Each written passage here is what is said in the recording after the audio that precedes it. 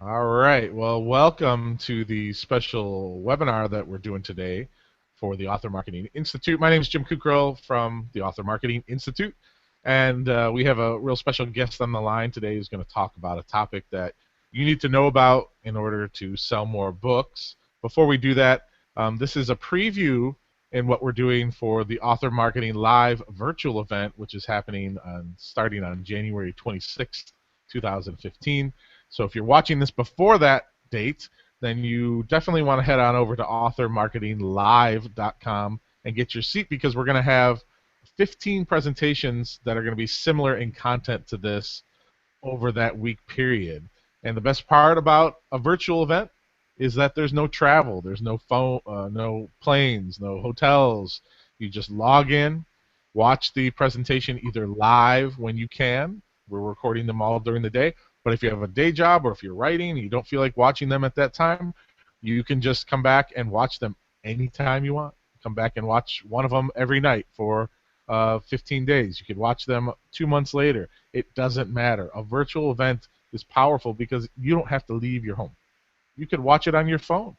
You could watch them on your tablets, but you're going to have access to watch all of the videos whenever you want to watch them. And we're going to have some amazing, amazing videos and speakers coming in. Steve Scott is going to be speaking, a guy who sells over $60,000 a month with Kindle books, which is pretty amazing.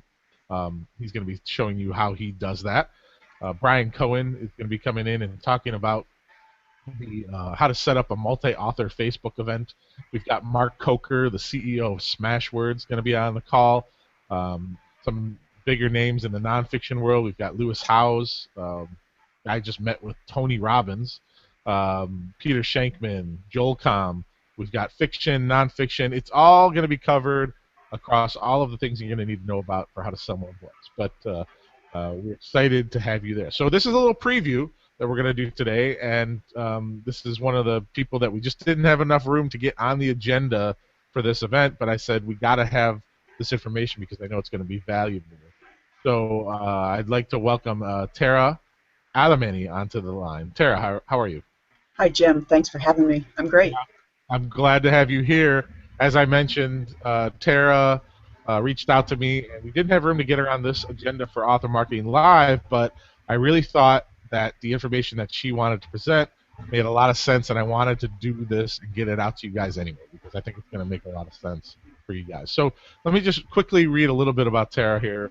Tara is an award-winning author, a speaker, and consultant. She offers the thing called The Plan That Launched 1,000 Books, and I believe that's what we're talking about today, right, Tara?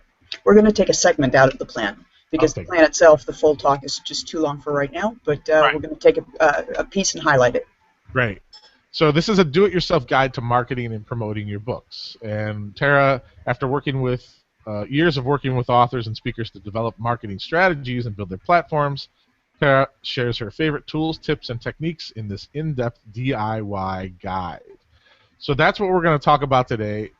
Tara, welcome to the webinar. I'm glad to have you here, and I'm very excited to learn more about what you have to present today. So what I'm going to do is I'm going to ask you just to take over the screen and go through your presentation. If I have any questions at any point, I may interject. And if you guys have any questions for us, just feel free to send them to us at info@Author Marketing Institute after you watch this, and we'll be happy to get those to Tara, because we're doing a recording of this, not live. And Tara, take it away. All right, sounds great. Thanks for having me, Jim. I really appreciate being able to present to your audience. I'm going to take a segment out of the plan, and I referred to it as failing faster to succeed as an author. You know, one of the things that we run into is when we're trying to market our books, we can get so caught up in the writing process without ever having any idea how successful it's going to be to market it once we get there. And if we can fail faster, then we can get to a point where we can have more successful books out there. So just as you've already mentioned, I am the author of The Plan That Launched 1,000 Books. I'm a speaker. I own a publishing company called Emerald Lake Books and a marketing company called Alaweb Social Marketing. And through the course of both of those, I help authors get found online, on stage, and on the shelf. So it's my knowledge of what I apply to my own books as well as to my clients' books that came into being put together to make the plan that launched 1,000 books. When we start talking about book marketing, there's so many different facets to it. There's sales, there's your website, there's publicity, there's reviews, there's email, there's all this stuff. And it can be a little bit overwhelming. And it can also be a little bit directionless. So one of the things that I always recommend an author do is, as early as possible in the process, put together a book marketing plan. And that's what the plan that launched 1,000 books helps them do. It's a do-it-yourself guide to kind of, what are we going to do? What is the purpose of the book? You know, why has it been written? Who is it for? What is it supposed to accomplish? How are we going to do that? And how much do I have to spend in order to do that?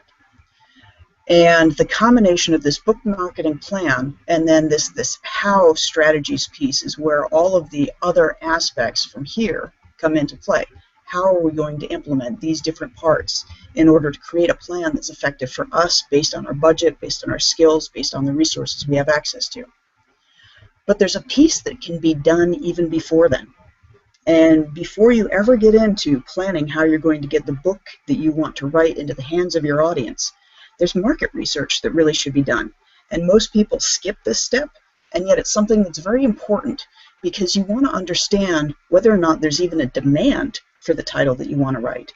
Now, a lot of what I'm going to show today is more suitable for nonfiction authors than for fiction authors, but it can be used in both cases. For the fiction authors, you can be looking to see which genres are going to be more suitable or of interest, what kind of settings, what kind of characters, things like that. However, this is going to really work well for people who have nonfiction books as well with some of the tools that I've focused on today. So we want to start out with, knowing your market. When you're doing your market research, there's certain questions you're trying to answer. What are they buying right now? What problems are they trying to solve? What information are they looking for? And are they finding it? And most importantly, if you're going to be writing something, do you have something to add that's of value to them, to your reader? Once you know your market, you also want to know your competition. What are they writing? What other titles are out there that are similar to what you're looking to write? How well is it selling? What did they miss? And there are tools that are going to be able to help us figure that out.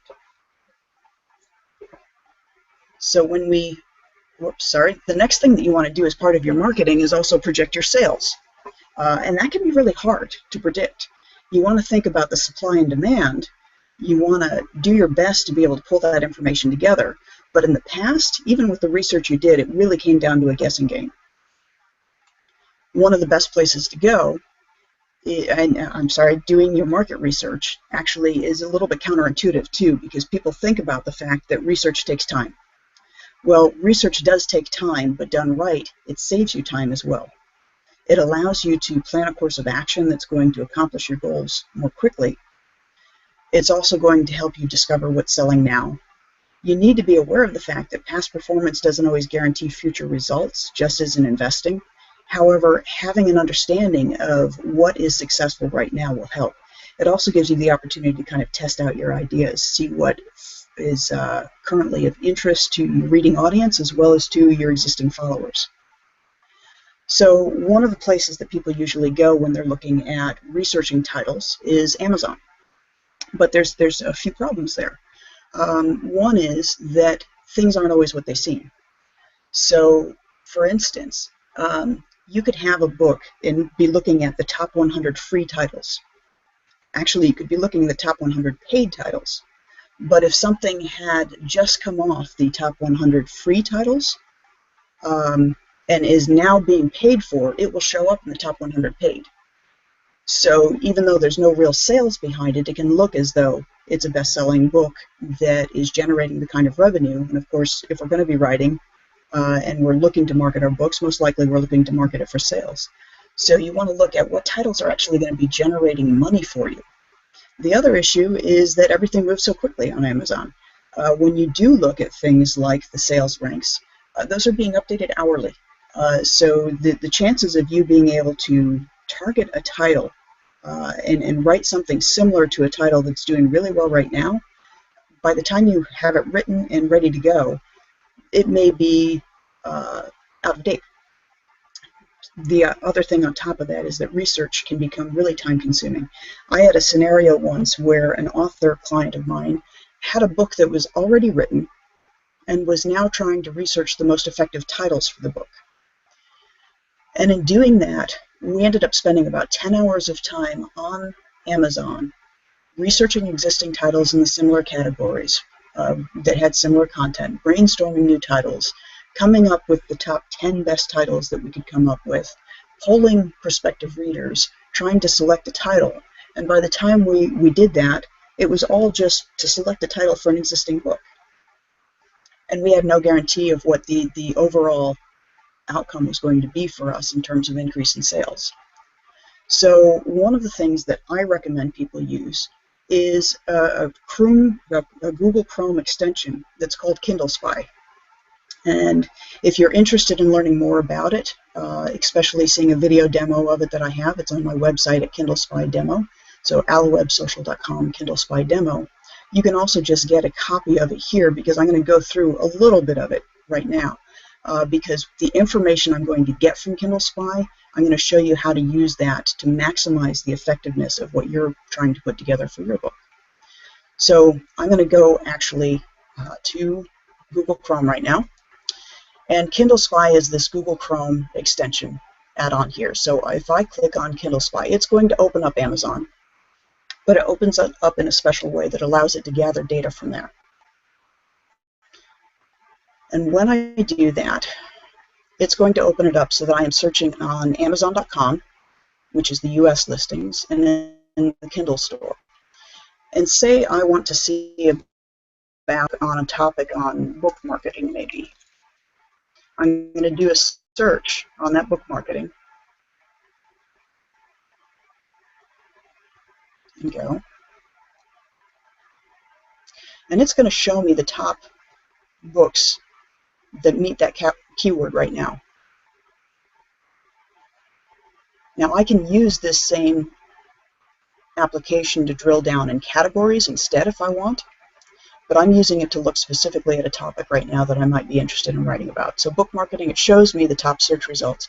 Now if I go and click on Google's Kindle Spy, it is going to go through the top 20 search results on this page, and it shows me some really interesting information.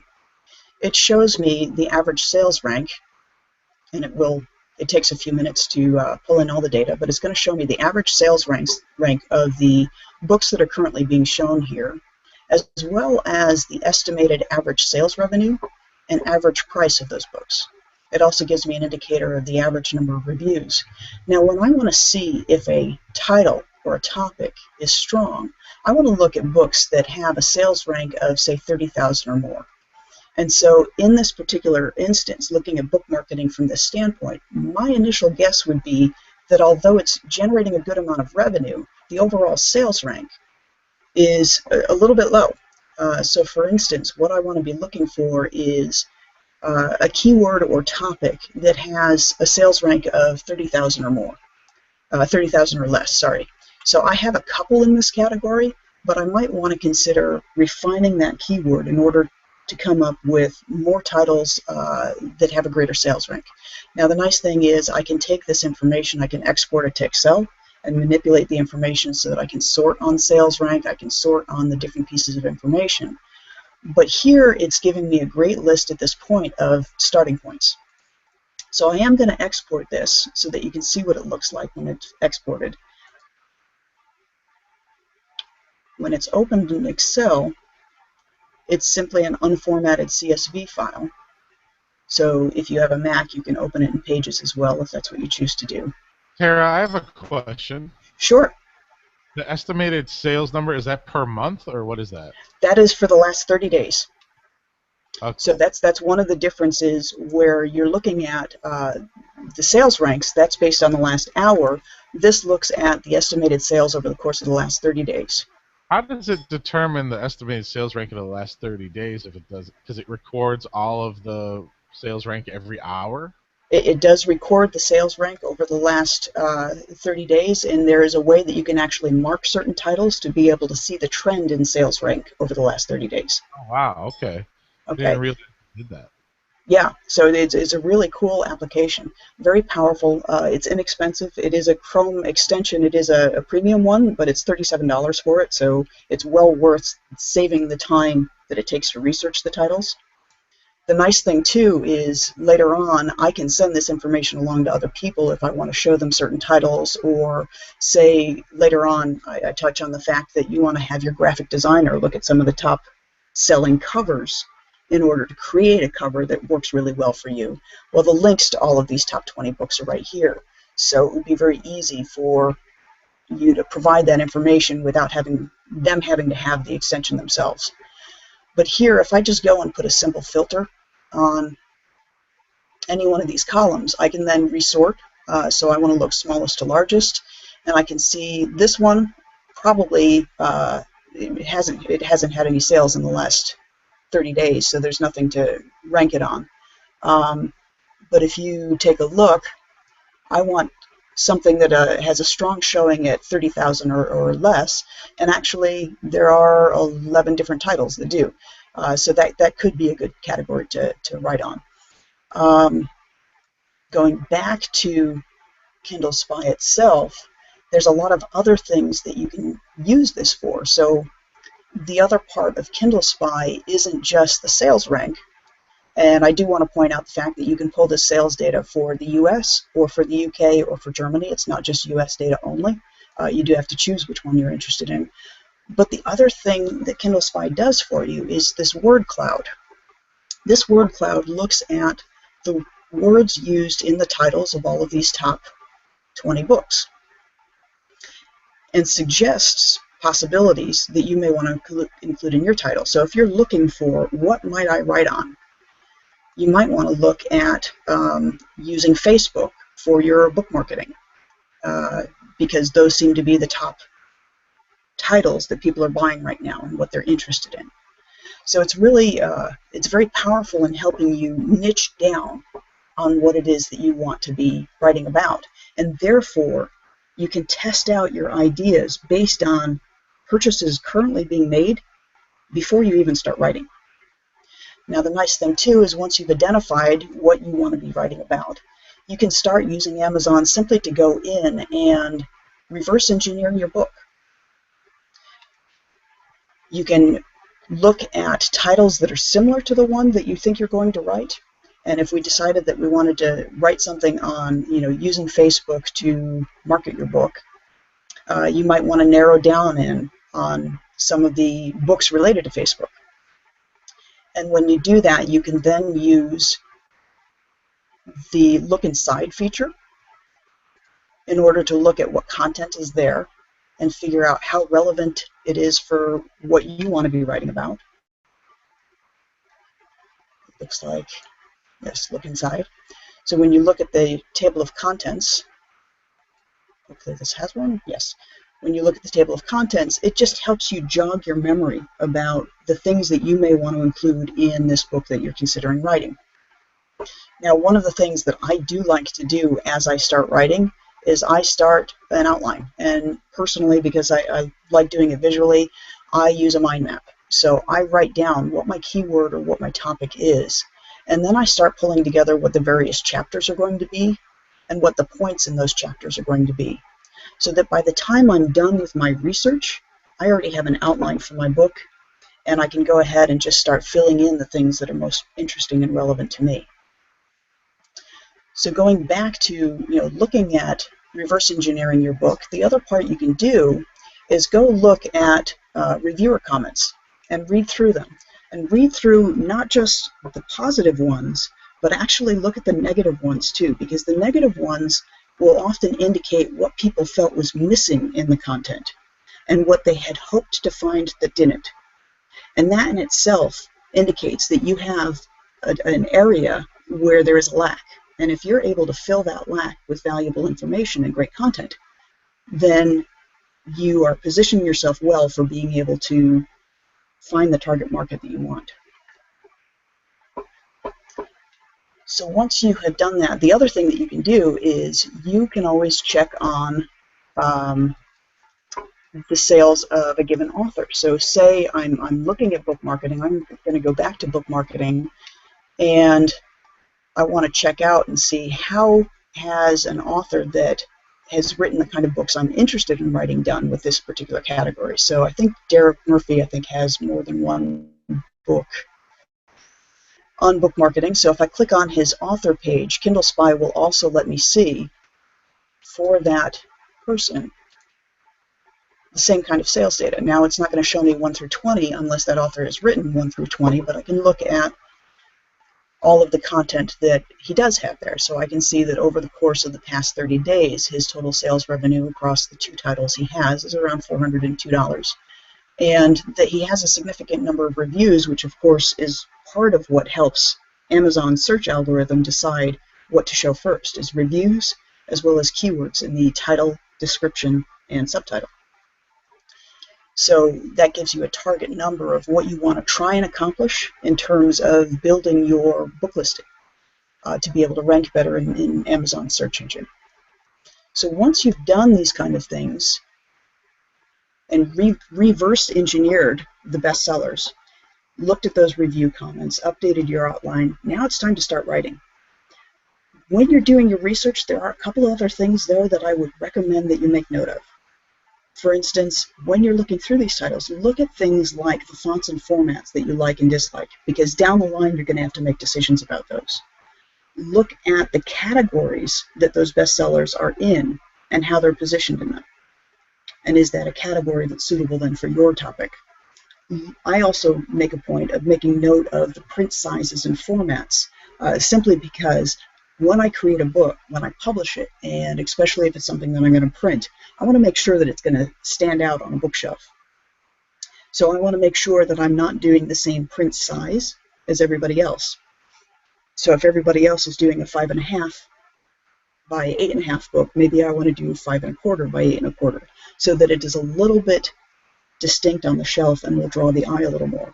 I also do things like making note of reviewers' names and endorsers' names, just in case they're people that might be suitable for me to reach out to as well. But once you get into the writing, and you've done your writing, and you've got a great book to put out there, then the next step is start thinking about your cover. And oftentimes I will have my cover designer start on this while I'm doing the writing. So give them that list that came out of Kindle Spy, that's the Excel list. Highlight those titles that are the ones that you're using as your model or something that you want to be able to compete with or be a companion to. And give the designer that list so that they can start looking at designs, colors, fonts. What do you like? What do you don't like? So they can be giving some thought to putting together a cover design that really works for you. You want to distinguish yourself without clashing. And so that's why things like a slightly different book format size makes a big difference. Having a spine that stands out. Oftentimes people will just put the title along the spine and not really worry too much about how to make it appear. And yet there's a lot that can be done to catch the eye when you only have that small amount of real estate on the shelf. So you want to make it stand out. Your size does matter. You want a design that's uniquely yours, and you want to know your reader's needs. A friend of mine tells a story about how he had written a book that was for job seekers that talked about how to use LinkedIn. And when it was originally printed, it was printed so that it was a bound book, and the sales weren't very good. And he wanted to try something out. He wanted to test out a theory. And you have something that's a book about LinkedIn, most likely you're at the computer trying to use the book at the same time. And this seems counterintuitive, but he took one copy of the book to Staples, had them cut off the binding, and replace it with a spiral binding. That one change made a significant difference in the marketability of his book, because now people who were sitting at a computer could open the book, have it lay flat, have it stay open, and be able to use LinkedIn at the same time as they were working through the exercises. So, understanding what those readers' needs become a huge piece of it. And you may gain hints and pieces of information that will help you figure that out when you're looking at the readers' review comments in your competitors' books. So, like I said, make sure that spine, that binding, the book presentation works as well. Using the information that you've gathered from your market research, you want to make sure that you're optimizing your sales content. Know your keywords, create that engaging cover copy that really has somebody want to pull that book off the shelf. That's what the spine and the cover does, but now they're reading the back. That's got to be the part that invites them to open the book. And when you know that you're answering the questions and pain points that you've discovered through the research you've done, it allows you to create that content that says, "Yep, this is exactly what I need to do." On the plan that launches the plan that launched 1,000 books, one of the things I talk about is, moving beyond book sales at Lemonade Lucy stands, which is a term that a friend of mine uses. That's basically going someplace and selling one copy at a time, and like Lemonade Lucy in the Peanuts comic strip, hoping that you can sell everything you've got, sell your inventory. The plan takes you beyond that so that you can find other ways of being able to sell content, sell copies in bulk, and just all sorts of different things like that. So hitting that pain point in my cover copy gets people interested in picking it up and seeing what's inside. You want to make sure as well that whether you're using Amazon for your listing or Barnes & Noble or a combination of a variety of different online retailers, that your listing copy also addresses that pain point and highlights the questions that are answered in your content that weren't answered elsewhere from what you've done in research. You want to think about making sure that your keywords are in your title, subtitle, and description, because all of those count towards the visibility within whatever online retailer you're on. And then the last piece really is knowing that you're pricing competitively. Know what the market's going to bear. Kindle Spy will help you figure out some of that by going and looking at the copies that are currently selling and what they're selling at. But you'll see, for instance, the ones that are selling the most here, these are in the top ones with the top sales rank, but they're free downloads. So here I actually will take this Excel file and I will filter out everything that is, I select all and filter out everything that's zero. And now I'm looking at, all right, $2.99. That's got to be an error. $5.99. Sometimes these prices are for out-of-print hard copy covers, and sometimes I found that to be pulled wrong, and I'm not too certain why. Actually, I am certain why. It comes because this has a copy for rent as well as to buy, and when it's renting, this number is a bug. I've reported it to the developers, and they are going to be fixing that. But when the Kindle copy can be rented as well as purchased, you'll end up with a false reading there. But the ranking is still correct. So, looking at the ones that are selling, though, and the price points that they're at will help you figure out what price point will work for you. The other thing is that KDP Select has recently introduced in beta a price comparison chart. So when you do your KDP listing and you set your keywords for your title, at step 9 of the KDP publishing process, where you're putting the pricing and royalty options, just below that heading is a button that says View, and that will allow you to go and compare other titles that are using your keywords to see what the optimum pricing is for it. And that is something that I actually do go back and check periodically, say once a quarter, because sometimes new books come out that are selling really, really well, and so the recommendation that it had for me 3 months ago may actually be higher now. And what it looks there is it looks both at your price point, the volume of sales, so that you may see an increase in the volume of sales if you decrease the price. And that is always one of those conundrums that people have in trying to set the price on their book, is they resist a lower price because they feel that their content's worth more than that, without often realizing that the lower price will earn them more money over time because they'll sell more copies. So make sure that you spend some time figuring out what's going to work best for you from a sales perspective. once you've got your book out there and everything, this is the time where you're going to be building your brand and establishing your expertise and using all of these pain points that you've been able to identify and answer to establish your author base and build your platform. What I often recommend during the writing process is figure out ways that you can include what I call in-book treasures or Easter eggs to build your mailing list. So one of the things that you might see if you were to purchase a copy of The Plan That Launched 1,000 Books is very early in the book is an offer to download for free a book marketing template for your plan. And what that means is I don't need to sell a copy of the book on my site in order to gather somebody's email address. Every copy that's sold on Amazon, if somebody decides that they also want to get the companion template, has to go and sign up in order to receive the template. It's set on an autoresponder, so there's nothing that I need to do other than allow my list to grow. And so it happens on autopilot. But there are other things that you can do for those in-book treasures. So for instance, with Kindle books at this point in time, you can embed video content. You can, in either print or Kindle, you can include announcements or advertisements about upcoming books or related books. Or if you are writing in a specific niche, maybe you want to make a series out of your books. And if they're a series, include the first chapter of the next book in the series at the end of the book. So there's all sorts of ways that you can use this to grow your brand that increases your ability to market to a larger audience. And then rinse and repeat. Stay within your topic area. Poll your readers for ideas. What is it that they're trying to accomplish? Where have they struggled?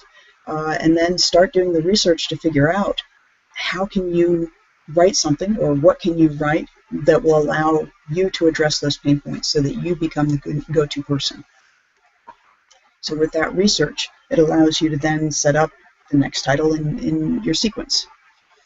So if anybody has any interest in learning more about The Plan That Launched 1,000 Books, you're welcome to scan the QR code that's here, or go to alawebsocial.com/theplan in order to get a free excerpt, or you can purchase it on Amazon or my website. I have it in both print and ebook formats. And for the attendees of Author Marketing Live and the viewers of this particular webinar, I do want to make a special offer today. The first 15 people who respond to this offer, I would be happy to give 15% off the purchase price of a publishing package with Emerald Lake Books. Depending on your publishing package, that could be purely for ebook, for print, and can include marketing strategies as well. So whatever it is that you choose to go for, that would be just mention the fact that you learned about it through Author Marketing Live.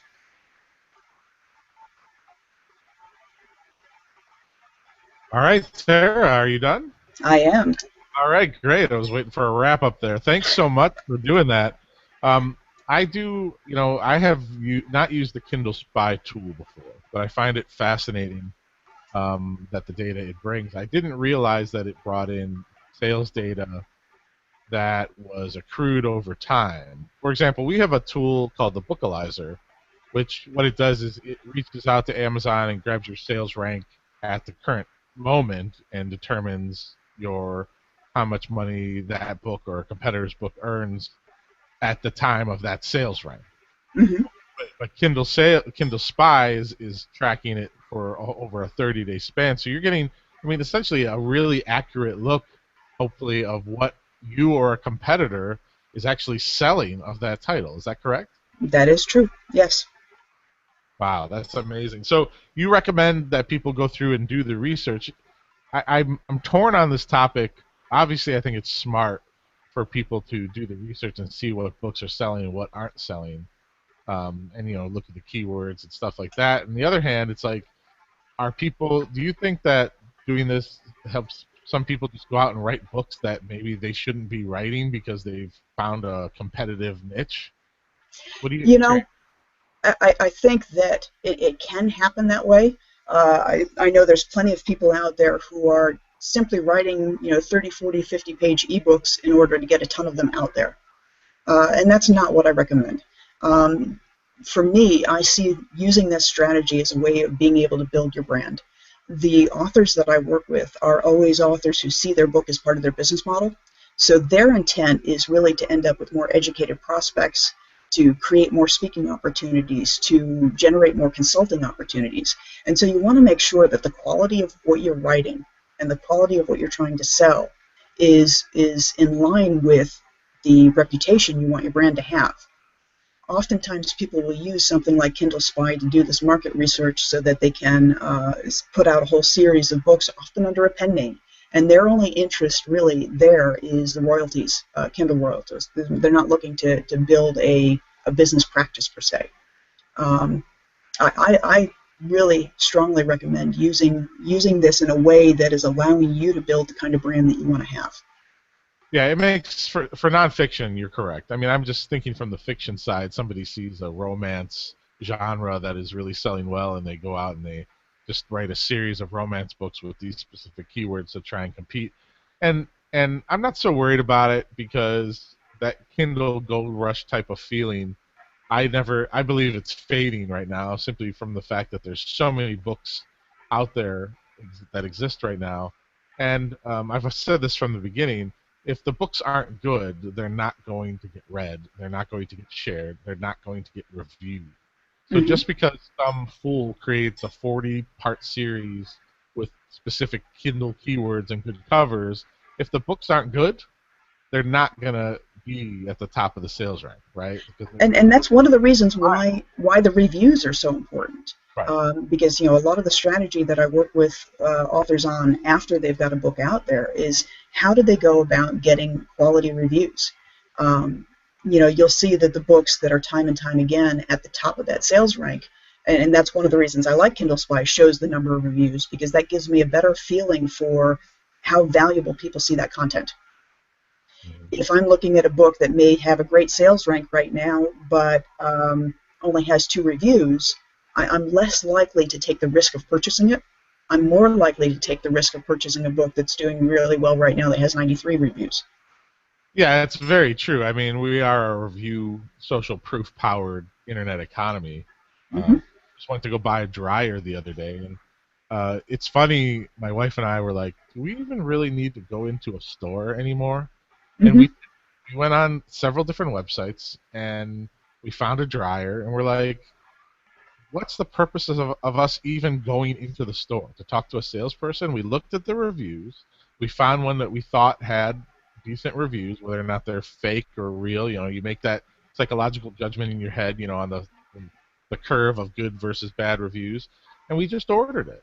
Mm-hmm. And I talk a lot about this on podcasts that I do, and over the last 19 years of selling stuff online. It's a very psychological experience buying anything, whether it's a book or a dryer. And the social proof aspect of it is extremely important. And you're right about the reviews. So before we let you go, talk just a real quick about what type of service specifically you can help an author with. Um, if Is this the kind of stuff like doing the Kindle Spy research for them and helping them? Is that kind of stuff you do for them, or That exactly? that is that is certainly part of what I can do with my 2 different companies. I have Emerald Lake Books is really taking somebody who has a manuscript ready, who wants to publish it, and it's a hybrid publisher, so it's still going through what would typically be a self-publishing process, but it means that that person who is doing the self-publishing doesn't have to know how to do it themselves, and it gives them the legitimacy or perceived legitimacy of having a publisher's name with the book. So that's what Emerald Lake Books does: is editing, book formatting, cover design, publishing, distribution, that kind of stuff. Printing if you need that as well. But the Alaweb Social. I want to be clear. Does the author keep the rights of the book? The author keeps the rights. There is a royalty share, but the author keeps the rights. Okay. Okay. So for Alaweb Social Marketing, which is my older business, that one actually works with authors and speakers in order to figure out how to position their book in order to grow their business. So it does things like website design and social media and helps with content strategy, but there's a lot of book marketing pieces as well, publicity, press release, things along those lines. Before I let you go, what's the number one book marketing tip you could give to a either a fiction or a nonfiction author that you think that they need to focus on for 2015? You Tough know, question. you and I have already kind of mentioned it. It's the reviews. I think there is, and that's actually the book that I'm going to be writing next is about how to get more reviews, because they need to be legitimate reviews, and they need to be the social proof kind of reviews. A lot of people will look at, do I spend $495 on a single Kirkus review, or do I go out there and try and find average Joe, everyday readers who are willing to leave a review comment? And for me, a lot of it comes down to that social proof. Uh, you want to have the social proof, and especially if you can have the social proof from everyday people, but then also from influencers. If you can get somebody like Joel Cohn to take the time to review your book and say, yes, this is a quality piece of work, that does a lot for you. Yeah, and that's very tough to do. We'll take Joel Com for example. I've known Joel for 15 years. If since I have a relationship with Joel, it Mm-hmm, makes it easier for me to ask him. However, people like that are extremely busy. I mm-hmm, personally, and I'm a Z-lister, right? mm-hmm, I'm not anywhere near Joel's level or beyond that.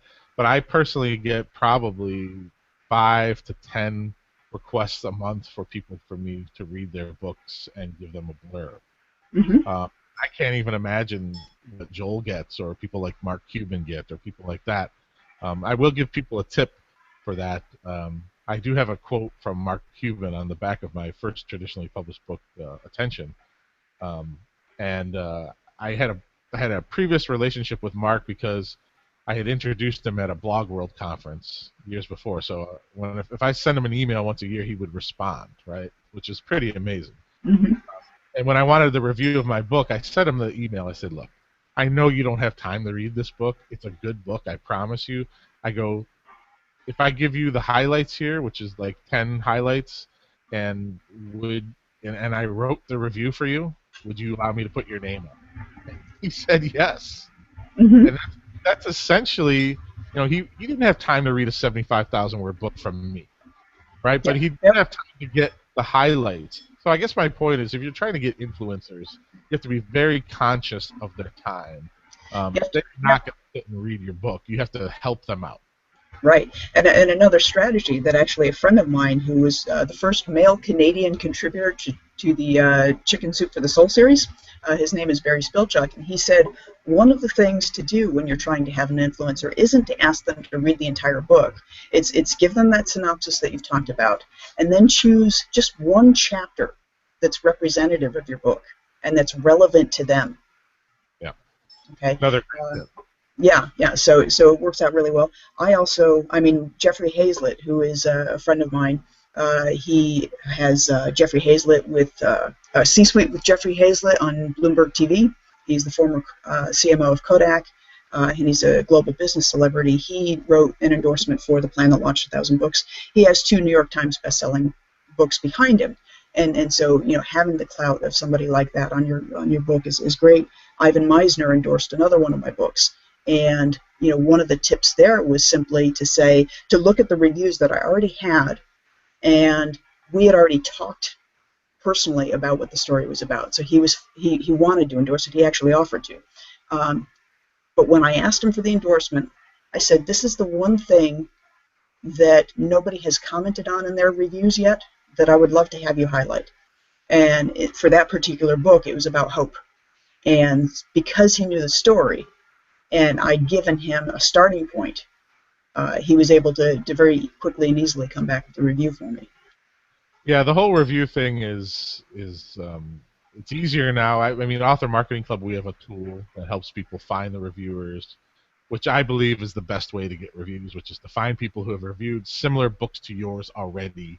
If Mm-hmm, you've written a book about Bigfoot and you want to find people who have read books about Bigfoot who have already mm-hmm. reviewed them, that's my opinion, and I believe we've statistically, scientifically proved that that's a better way of getting reviews.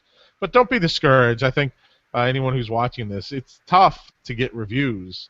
I don't know what you think the number is, but I bet you it's probably less than 2% of the people who will read your book will actually review the book. What do you think the number is?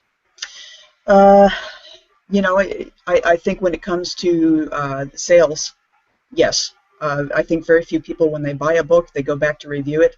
I think that in instances where you're targeting a market who has accepted a book in exchange or on the condition of a review, I think it's slightly higher. There's one particular tool that I've used uh, that I get around an 8 to 10% review rate from. That's great. So yeah, yeah. All right. Well, I want to thank you for taking the time to present this information. It was very valuable, Tara. So thank you very much. Well, thank you for having me, Jim. Yeah, it's great. So everyone go on and visit her website and also head on over and grab a copy of her book, The Plan That Launched 1,000 Books. Again, we are going to have a bunch of presentations similar to this in content from all different types of genres and expertise and people from all over the world who are going to be speaking at authormarketinglive.com coming up on January 26th. Again, it's going to work just like this. You'll come in, you'll see a nice smiling, friendly face. It'll be me and the speaker. It's not going to be this big, fancy, downloadable thing. You just load up a window, watch it. If you can't watch it live, you'll watch the recording. We'll provide those for you the day right as soon as we finish recording them. And it's simple, right? Why do we have to make this so complicated? You don't have to get on a plane and travel someplace and deal with the hotels and all of this stuff. Just sit down, grab a cup of tea, grab a cup of coffee, relax, Mm-hmm. shut off your cell phone, and listen and learn, right? And be inspired. Be inspired. And I'm still going to do in-person event. We're going to do another one in Cleveland in September. But I love in-person events because you actually meet people and the inspiration you get and the connections you make. But the virtual events are great as well because it's just the ability to be able to sit in your local coffee shop and learn and get inspired about how you can sell more books or write a better book is just an amazing feeling. And to be able to access that content over and over and over again when you want to watch it, when Mm-hmm. you want to consume it, because as authors, we're extremely busy people, whether we still have full-time jobs or we're just busy writing that big series of books. You want to do it when you can do it, and that's what Author Marketing Live is going to be. So grab your seats at authormarketinglive.com, and you'll see more people like Tara who will come in and present very, very helpful information. I learned a lot today about the Kindle Spy, and I never pulled the trigger on getting that plugin, but I think it's time to get one now and check it out. So thank you very much again, Tara, and thank you to all you guys who are watching. We'll see you at authormarketinglive.com starting January 26th. If you are watching this before that date, 2015, get your ticket now. If you are watching this after, you can probably go and get access to watch the videos on replay of some sort. We'll probably have them for sale after. So thank you very much. Have a great day, a great year, everybody, and we wish you much success with your book selling. Take care, everybody. Bye-bye. Thanks, Jim.